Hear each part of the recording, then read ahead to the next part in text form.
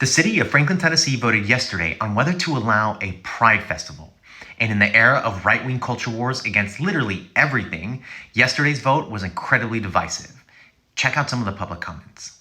Oh, and a quick trigger warning on some of these comments. God hates sodomy. He hates homosexuality. He said it's an abomination. And God hates sexual immorality, all kinds, fornication, adultery, etc. And God hates pride.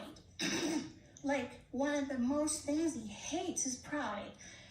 I love and accept all people, but that doesn't mean, like God, we accept all lifestyles that are sinful. To allow a festival for one group is to allow a festival for all groups in the name of diversity, equity, and inclusion. What could possibly be justification for allowing a public display of lascivious, depraved, and immoral behavior as a festival? A popular phrase is, that's not who we are. Let's take a stand and not deny all sexually oriented public events in Franklin. We're not Sodom and Gomorrah, we're San Francisco yet. Remember, our children are watching. I'm from Franklin, long-term resident. I'm old-fashioned. I'm so old-fashioned that my wife and I actually have sex in our bedroom with the door closed. My ancestors moved here in the 1700s, donated land for churches, started the churches, kept them floating during the Depression years. I'd be failing my ancestors if I didn't put this up here and tell you that vote no, and God help you with your decency rules, because this book was written how many years ago, and we just can't seem to follow it. We just can't seem to follow the rules. Thank you. My concern is that the Pride Fest is open to children, and I believe that we should not have this type of entertainment be open to children. It would be no different than if we had a family-friendly porn fest. See how ridiculous that sounds? But unfortunately, we are so scared to offend anyone that we throw the word pride out there, and all of a sudden we have to be inclusive.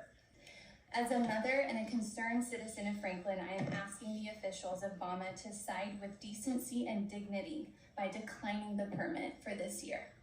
Please hasten to protect our children and to preserve the moral fabric of our city. Thank you. What's happening, and we're seeing it in our schools, we're seeing it in our churches, we're seeing it in our organizations. It's even with Bud Light now, sir. That's it? Yes, sir. All right. I have cash in my pocket. It says, in God we trust. I think Franklin is one of the few communities that seems to remember how this country was founded. Based on the culture, God's word is clear that homosexuality is a sin. Seeing the anti-Christian liberal agenda and minority LGBTQ anti-tolerance group take over our cities, schools, and our government is what drove me to go to college, to get a degree in government. The thing is, I don't want to see a guy twerking in front of me. I'm 60 years old. Has nothing to do with my kids. I don't want to see it. I'm not going to twerk in front of my wife at a family public meeting, picnic. Nobody is forcing them or their children to attend any of these events. And none of what they claim is happening at these events is actually happening. Like, if you don't want to watch a guy twerk, don't go watch a guy twerk. It's not hard. Now, the final vote was in favor of allowing the Pride Festival to take place, with the mayor casting the tie-breaking vote.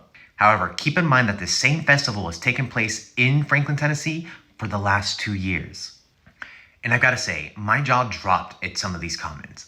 But that's what the GOP does. They rile up their base with lies and fake issues, and then that base pressures elected members to make decisions that impact people and communities. And this is a reminder that all politics is local. What happened in Franklin, Tennessee is happening all across the nation. So be aware, be engaged, be informed, because it's our job to stop them.